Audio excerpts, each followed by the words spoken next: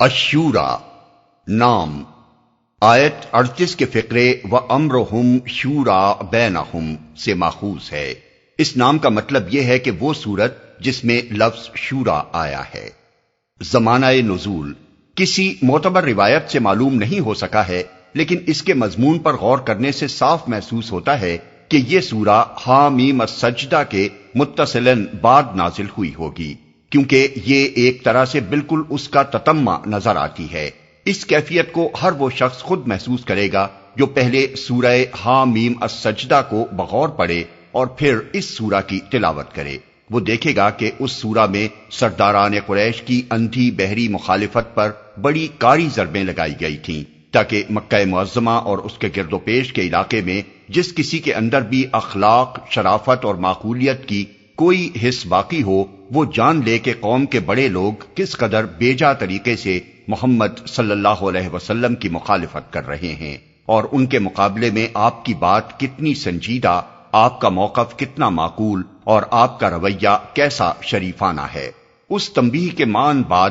یہ سورت نازل کی گئی جس نے تفہیم کا حق ادا کر دیا اور ایسے دلنشین انداز میں دعوت محمدی کی حقیقت سمجھائی جس کا اثر قبول نہ کرنا کسی ایسے شخص کے بس میں نہ تھا جو حق پسندی کا کچھ بھی مادہ اپنے اندر رکھتا ہو اور جاہلیت کی گمراہیوں کے عشق میں بالکل اندھا نہ ہو چکا ہو۔ موضوع اور مضمون بات کا آغاز اس طرح کیا گیا ہے کہ تم لوگ ہمارے نبی کی پیش کردہ باتوں پر یہ کیا چیمے گوئیاں کرتے پھر رہے ہو؟ یہ باتیں کوئی نئی اور نرالی نہیں ہیں، نہ یہی کوئی نادر واقعہ ہے جو تاریخ میں پہلی ہی مرتبہ پیش آیا ہو کہ ایک شخص پر خدا کی طرف سے وحی آئے اور اسے بنی نوع انسان کی رہنمائی کے لیے ہدایات دی جائیں۔ ایسی ہی وحی اسی طرح کی ہدایات کے ساتھ اللہ تعالیٰ اس سے پہلے انبیاء علیہم السلام پر پے در پے بھیجتا رہا ہے،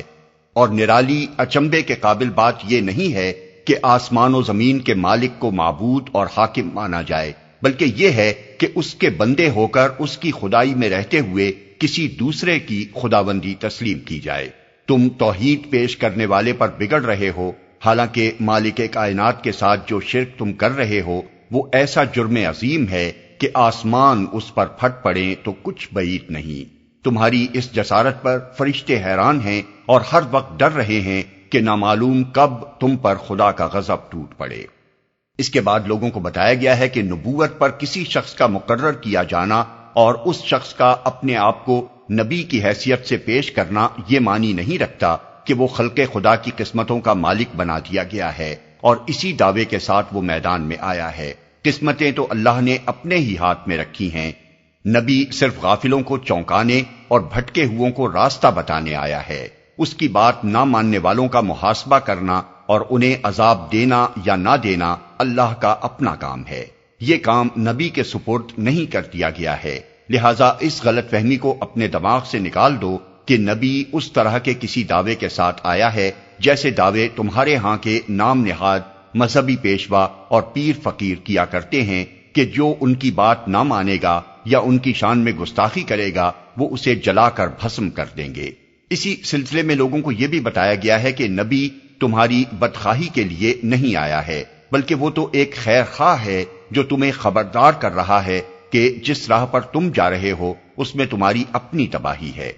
پھر اس مسئلے کی حقیقت سمجھائی گئی ہے کہ اللہ نے سارے انسانوں کو پیدائشی طور پر راست رو کیوں نہ بنا دیا اور یہ مجال اختلاف کیوں رکھی جس کی وجہ سے لوگ فکر و عمل کے ہر الٹے سیدھے راستے پر چل پڑتے ہیں۔ بتایا گیا کہ اسی چیز کی بدولت تو یہ امکان پیدا ہوا ہے کہ انسان اللہ کی اس رحمت خاص کو پا سکے جو دوسری بے اختیار مخلوقات کے لیے نہیں ہے، بلکہ صرف اس ذی اختیار مخلوق کے لیے ہے جو جبلی طور پر نہیں شعوری طور پر اپنے اختیار سے اللہ کو اپنا ولی بنائے۔ یہ روش جو انسان اختیار کرتا ہے اسے اللہ تعالی سہارا دے کر، اس کی رہنمائی کر کے، اسے حسن عمل کی توفیق دے کر اپنی رحمت خاص میں داخل کر لیتا ہے، اور جو انسان اپنے اختیار کو غلط استعمال کر کے ان کو ولی بناتا ہے جو در حقیقت ولی نہیں ہیں اور نہیں ہو سکتے، وہ اس رحمت سے محروم ہو جاتے ہیں۔ اسی سلسلے میں یہ بھی بتایا گیا ہے کہ انسان کا اور ساری مخلوقات کا ولی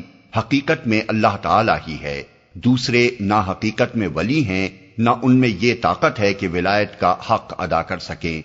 انسان کی کامیابی کا مدار اسی پر ہے کہ وہ اپنے لیے اپنے اختیار سے ولی کا انتخاب کرنے میں غلطی نہ کرے اور اسی کو اپنا ولی بنائے جو در حقیقت ولی ہے۔ اس کے بعد یہ بتایا گیا ہے کہ جس دین کو محمد صلی اللہ علیہ وسلم پیش کر رہے ہیں وہ حقیقت میں ہے کیا۔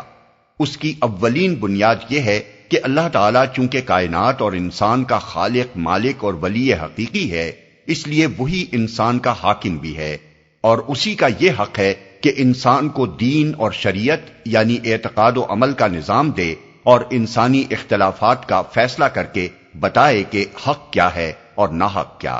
دوسری کسی ہستی کو انسان کے لیے شارع بننے کا سرے سے حق ہی نہیں ہے۔ بالفاظ دیگر فطری حاکمیت کی طرح تشریعی حاکمیت بھی اللہ کے لیے مخصوص ہے۔ انسان یا کوئی غیر اللہ اس حاکمیت کا حامل نہیں ہو سکتا، اور اگر کوئی شخص اللہ کی اس حاکمیت کو نہیں مانتا تو اس کا اللہ کی محض فطری حاکمیت کو ماننا لا حاصل ہے۔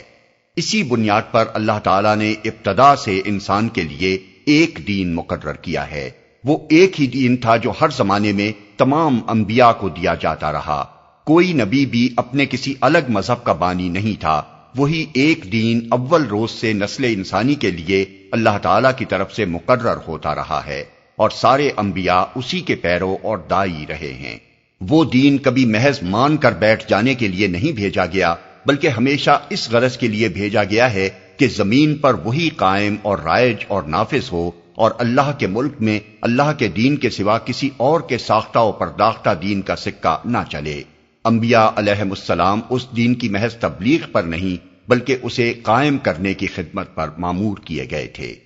نوع انسانی کا اصل دین یہی تھا، مگر انبیاء کے بعد ہمیشہ یہ ہوتا رہا کہ خود غرض لوگ اس کے اندر اپنی خود پسندی، خود رائی اور خود نمائی کے باعث اپنے مفاد کی خاطر تفرقے برپا کر کر کے نئے نئے مذہب نکالتے رہے۔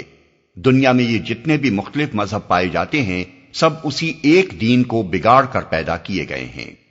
اب محمد صلی اللہ علیہ وسلم اس لیے بھیجے گئے ہیں کہ ان متفرق طریقوں اور مصنوعی مذہبوں اور انسانی ساخت کے دینوں کی جگہ وہی اصل دین لوگوں کے سامنے پیش کریں اور اسی کو قائم کرنے کی کوشش کریں۔ اس پر خدا کا شکر ادا کرنے کے بجائے اگر تم الٹے بگڑتے ہو اور لڑنے کو دوڑتے ہو تو تمہاری یہ نادانی ہے۔ تمہاری اس حماقت کی وجہ سے نبی اپنا کام نہیں چھوڑ دے گا۔ وہ اس بات پر مامور ہے کہ پوری استقامت کے ساتھ اپنے موقف پر جم جائے اور اس کام کو پورا کرے جس پر وہ مامور ہوا ہے۔ اس سے یہ امید نہ رکھو کہ وہ تمہیں راضی کرنے کے لیے دین میں انہی اوہام و خرافات اور جاہلیت کی رسموں اور طور طریقوں کے لیے کوئی گنجائش نکالے گا جن سے خدا کا دین پہلے خراب کیا جاتا رہا ہے۔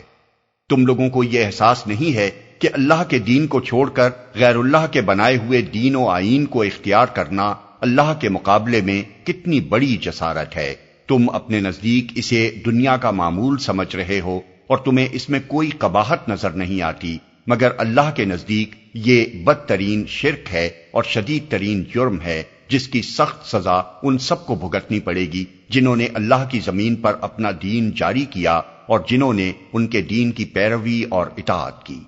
اس طرح دین کا ایک صاف اور واضح تصور پیش کرنے کے بعد فرمایا گیا ہے کہ تم لوگوں کو سمجھا کر راہ راست پر لانے کے لیے جو بہتر سے بہتر طریقہ ممکن تھا وہ استعمال کیا جا چکا۔ ایک طرف اللہ نے اپنی کتاب نازل فرمائی جو نہایت دل نشین طریقے سے تمہاری اپنی زبان میں تمہیں حقیقت بتا رہی ہے، اور دوسری طرف محمد صلی اللہ علیہ وسلم اور ان کے اصحاب کی زندگیاں تمہاری آنکھوں کے سامنے موجود ہیں، جنہیں دیکھ کر تم جان سکتے ہو کہ اس کتاب کی رہنمائی میں کیسے انسان تیار ہوتے ہیں۔ اس پر بھی اگر تم ہدایت نہ پاؤ تو پھر دنیا میں کوئی چیز تمہیں راہ راست پر نہیں لا سکتی۔ اس کا نتیجہ تو پھر یہی ہے کہ تمہیں اسی گمراہی میں پڑا رہنے دیا جائے جس میں تم صدیوں سے مبتلا ہو، اور اسی انجام سے تم کو دوچار کر دیا جائے جو ایسے گمراہوں کے لیے اللہ کے ہاں مقدر ہے۔ ان حقائق کو بیان کرتے ہوئے بیچ بیچ میں اختصار کے ساتھ توحید اور آخرت کے دلائل دیے گئے ہیں،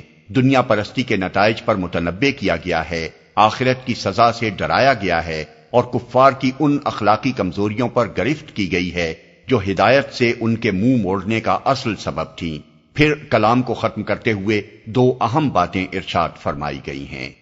ایک یہ کہ محمد صلی اللہ علیہ وسلم کا اپنی زندگی کے ابتدائی 40 سال میں کتاب کے تصور سے بالکل خالی الذہن اور ایمان کے مسائل و مباحث سے قطعی ناواقف رہنا، اور پھر یکا یک ان دونوں چیزوں کو لے کر دنیا کے سامنے آ جانا آپ کے نبی ہونے کا کھلا ہوا ثبوت ہے۔ دوسرے یہ کہ آپ کا اپنی پیش کردہ تعلیم کو خدا کی تعلیم قرار دینا یہ معنی نہیں رکھتا کہ آپ خدا سے رو در رو کلام کرنے کے مدعی ہیں، بلکہ خدا نے یہ تعلیم تمام انبیاء کی طرح آپ کو بھی 3 طریقوں سے دی ہے، ایک وحی، دوسرے پردے کے پیچھے سے آواز، اور تیسرے فرشتے کے ذریعے سے پیغام۔ یہ وضاحت اس لیے کی گئی کہ مخالفین یہ الزام تراشی نہ کر سکیں کہ حضور خدا سے رو در رو کلام کرنے کا دعویٰ کر رہے ہیں، اور حق پسند لوگ یہ جان لیں کہ اللہ تعالیٰ کی طرف سے جو انسان نبوت کے منصب پر سرفراز کیا گیا ہو اسے کن طریقوں سے ہدایات دی جاتی ہیں۔